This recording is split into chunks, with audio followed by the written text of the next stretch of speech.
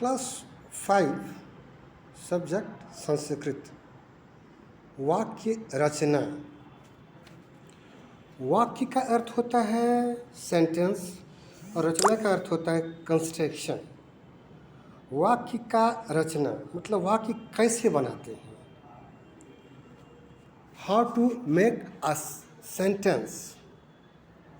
तो वाक्य बनाने के नियम संस्कृत भाषा में है और हर एक भाषा में वाक्य बनाने का नियम है कि कर्ता का क्या महत्व है, कर्म का क्या महत्व है, कर्ता और क्रिया का संबंध किस रूप से होता है, किस रूप में होगा। हिंदी का अलग होता है, संस्कृत का अलग होता है और अंग्रेज़ी का अलग रूप होता है। अंग्रेज़ी का होता है subject plus verb plus object, जबकि हिंदी में हम लोग बोलते हैं, जैसे मान लीजिए कि मैं पुस्तक पढ़ता हूँ, तो मैं कर्ता हो गया, पुस्तक क्या हो गया, कर्म हो गया, सब्जेक्ट ऑब्जेक्ट हो गया, और पढ़ना जो हो गया क्रिया हो गया, subject plus object plus verb. जबकि अंग्रेजी में होता है subject plus verb plus object. इसी तरह से हर एक भाषा में जो है ना, संस्कृत में अहम पुस्तकम पठामि, अहम मतलब मैं पुस्तक पढ़ता हूँ, तो अहम जो हो गया कर्ता हो गया, सब्जेक्ट हो गया, पुस्तकम जो हो गया ऑब्जेक्ट हो गया। पठ धातु का जो है उत्तम पुरुष एक वचन जो है पठामी होता है, तो ये क्रियापद हो गया। इस तरह से वाक्य बनाने के लिए कर्ता और क्रियापदों की आवश्यकता होती है। वाक्य बनाने के लिए कर्ता और क्रियापदों की आवश्यकता होती है। कर्ता पद के लिए संस्कृत में प्रथमा विभक्ति का प्रयोग किया जाता है। सिर्फ अब यहाँ पे विभक्ति शब्द जो होता है ना, तो विभक्ति शब्द का प्रयोग हम करते हैं। तो विभक्ति शब्द का प्रयोग करते हैं तो संस्कृत भाषा में 7 विभक्ति है। कौन कौन सा विभक्ति है? तो प्रथमा, द्वितीया, तृतीया, चतुर्थी, पंचमी, षष्ठी, सप्तमी, ये 7 विभक्ति है। तो यहाँ पे हम देखते हैं कि कर्ता जो होता है, तो कर्ता पद के लिए संस्कृत में प्रथमा विभक्ति का प्रयोग होता है। प्रथमा विभक्ति जो होता है उसमें 3 वचन होता है, एक वचन, द्विवचन और बहुवचन। क्या क्या होता है? एक वचन, द्विवचन और बहुवचन, ये कर्ता के लिए होता है। तो वाक्य 3 प्रकार से बनाया जाता है। संस्कृत में वाक्य 3 प्रकार से बनाया जाता है। तो यहाँ पे सिर्फ एक प्रकार का वर्णन आपके पाठ्य पुस्तक में दिया गया है, तो उसी को हम आगे ले जाएंगे। तो कर्तृवाची में कर्ता प्रथमा विभक्ति में होता है। कर्ता प्रथमा विभक्ति मतलब जैसे होता है बालकः बालको बालकाः, गजः गजो गजाः, देवः देवो देवाः। ये क्या होता है? कर्ता प्रथमा विभक्ति में होता है। तो यही प्रथमा हो गया। जैसे बालक का होता है तो बालकः बालको बालकाः, फिर गजः गजो गजाः, देवः देवो देवाः, फलं फले फलानि, पुस्तकम पुस्तके पुस्तकानि, आम्रम आम्रे आम्रानि, लता लते लताः। तो ये क्या होता है? प्रथमा विभक्ति में होता है। और प्रथमा विभक्ति में क्या होता है? प्रथम पुरुष प्रथमा विभक्ति में होता है एक वचन, द्विवचन और बहुवचन। एक वचन का अर्थ होता है कि अगर किसी एक वस्तु, एक छात्र है तो वह प्रथमा विभक्ति में एक वचन में आता है। अगर 2 है तो द्विवचन में आता है, और 2 से ज़्यादा है तो वो बहुवचन में आता है। 2 से ज़्यादा है तो बहुवचन में आता है। ठीक है। अगर एक है तो एक वचन में आता है, 2 है तो द्विवचन में आता है, और अगर 2 से ज़्यादा है तो वो बहुवचन में आता है। ठीक है ना। तो प्रथमा, द्वितीया और प्रथमा होता है, और प्रथमा का एक वचन बालक है, प्रथमा का द्विवचन बालको, प्रथमा का बहुवचन बालका है, प्रथमा का एक वचन गज है, प्रथमा का द्विवचन गजो, प्रथमा का बहुवचन गजा है, प्रथमा का एक वचन देव है, प्रथमा का द्विवचन देवो, प्रथमा का बहुवचन देवा। इस तरह से हम देखते हैं कि कृतवाची में प्रथमा विभक्ति में होता है, कर्म में द्वितीय विभक्ति का प्रयोग होता है। कर्म क्या होता है? कर्म में द्वितीय विभक्ति का प्रयोग होता है। ठीक है, तो जैसे कि मान लीजिए सह पठती, वह पढ़ता है।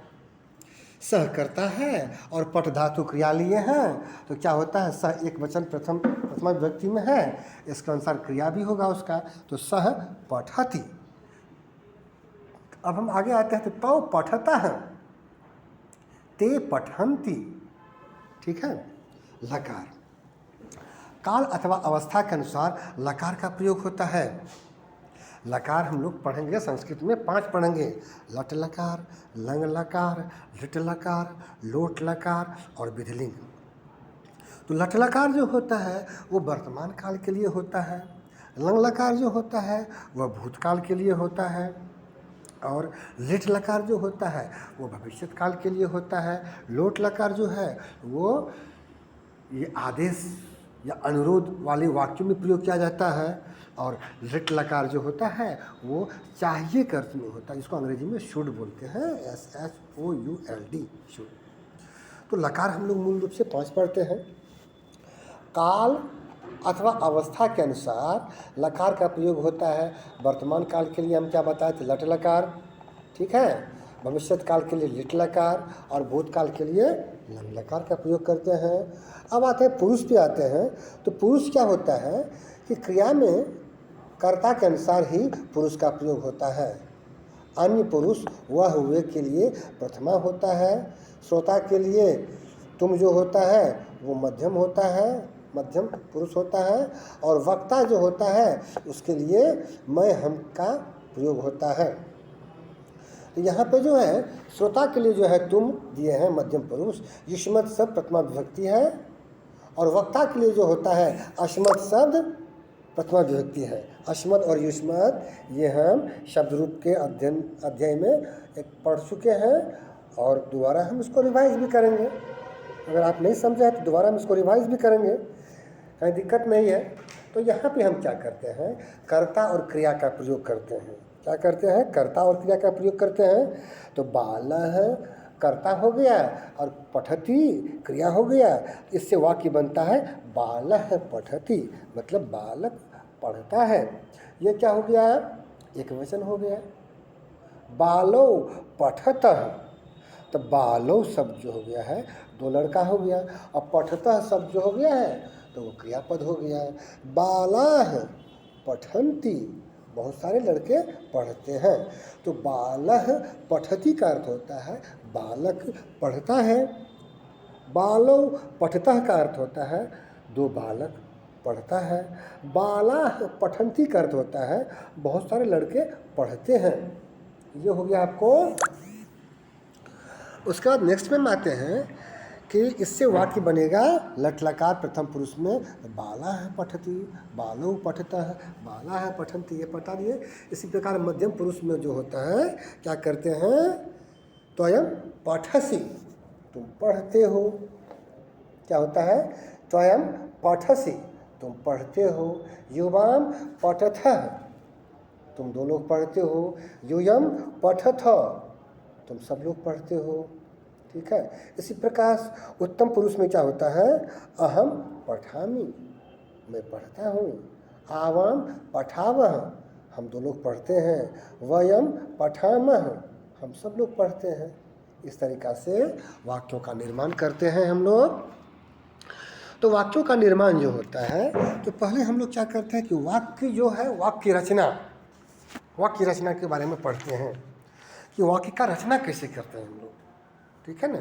वाक्य की रचना में पहले किस तरह के शब्दों का प्रयोग करेंगे, उस शब्द के अनुसार फिर क्रिया किस शब्द के अनुसार करेंगे। जैसे अभी हम बताए ना हम कि सह के साथ पठती लगेगा, अभी मैंने जस्ट बताया आपको, सह के साथ पठती लगेगा, तौ के साथ पठतः लगेगा, और ते के साथ पठन्ति लगेगा। त्वयं के साथ पठसी लगेगा, युवाम के साथ पठथः लगेगा, युजम के साथ पठथौ लगेगा। अहम के साथ पठामी लगेगा, आवाम के साथ पठावह लगेगा, वयम के साथ पठामह लगेगा। मतलब प्रथम पुरुष एक वचन अगर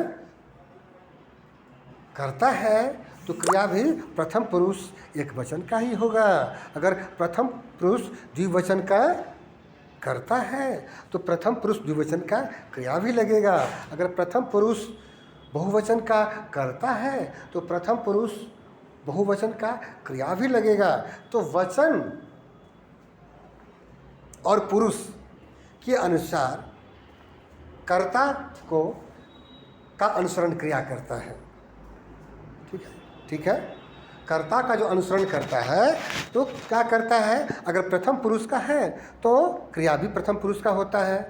अगर कर्ता मध्यम पुरुष का है तो क्रिया भी मध्यम पुरुष का होगा।